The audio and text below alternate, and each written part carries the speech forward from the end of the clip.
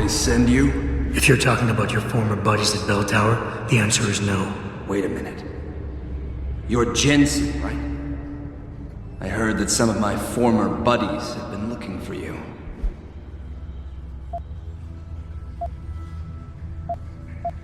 Could be. What's it to you? When a stranger sojourns with you in your land, you shall not do him wrong. You've dropped the merc gig to become a man of the cloth? Hardly. I just have an interest in theology. And I love quoting the book. Everything in it is so evocative. Now, tell me, are you here to stop me? Not exactly. I'm here on behalf of someone who wants you to understand reason. Let me guess. Dr. Wing, right?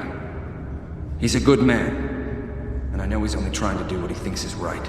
But he doesn't quite grasp the whole picture here. Then why don't you enlighten me? Start by explaining why you went rogue. When an average man decides he no longer shares his employer's views and opts to leave, we say he's handing in his resignation. When men like us do the same, it's called going rogue. You can't quit a job like ours, Jensen. You know that. Yeah, okay, I can relate. But you still haven't answered my question. And what do you mean when you say you no longer share your employer's view?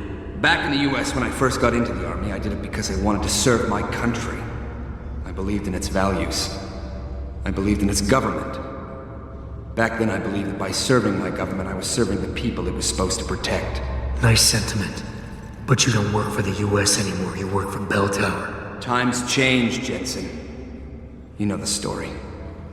Capitalism's final encroachment on one of the most lucrative industries in the history of mankind. War got privatized.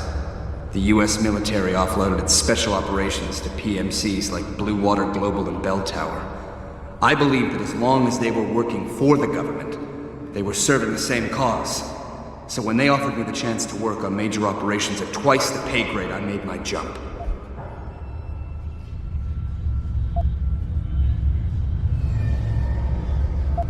Why don't we just skip to when things went sour? Bell Tower outfitted us with top-notch augmentations. The kind of stuff civilians never hear about. Gave us a massive edge over the enemy. Later, seeing as my unit was one of the most successful ones, they selected us for a special program. Top secret, experimental tech. Told us we would get to work on critical black ops for the US government. But there was a price to pay. Go on. We had to be implanted with a neural hub that manipulates memory centers in the brain. Basically controlling what you can and cannot remember. And you agreed to this? Beware of false prophets who come to you in sheep's clothing, but inwardly are ravenous wolves. The augmentation was supposed to keep us safe, make sure we'd never remember details if we fell behind enemy lines. That was the main function. The second one, the one they didn't tell us about, was to lower our inhibitions. Make us more receptive to orders we'd likely disobey. Bell Tower turned us into the perfect mercs.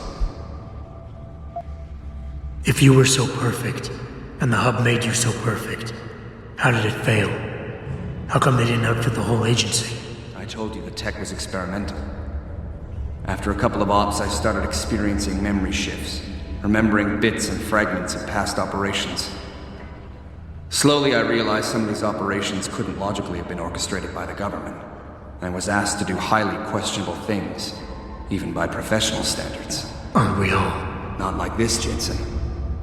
Our services have been sold to corrupt officials in the American and Chinese governments. A combination of lies and use of the neural aug made sure we complied.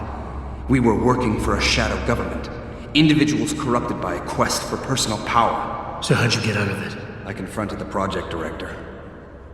He quoted Apocalypse Now. You have to have men who are moral, and at the same time who are able to utilize their primordial instincts to kill without feeling. I forced him to disconnect the hub, for me and my squad mates here. And then I killed him. I went through his files and contacts. I know who these corrupt men are now. They've turned us into killing machines, and now they'll get to experience their experiment firsthand. Listen, I have no doubt these men deserve to die. But you can't simply pass judgment on people. Nothing gives you that right. You have to turn yourself in. Play this by the book. I'm afraid that's impossible. These men I killed, and these men I'm going to kill, they have names, families. Their deaths shouldn't be erased from my memory by some electronic software. They should haunt me, until I finally meet our Lord and pay for my sins. But the men behind this, they deserve to die. And I think there's poetry in the fact that they engineered their own demise.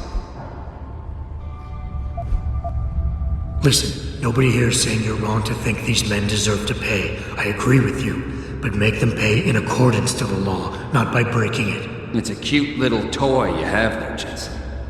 But don't waste your time. Your Cassie won't work on me. Then it looks like you leave me no choice. Let's get this over with. Whoever sheds the blood of man, by man shall his blood be shed. Take them out!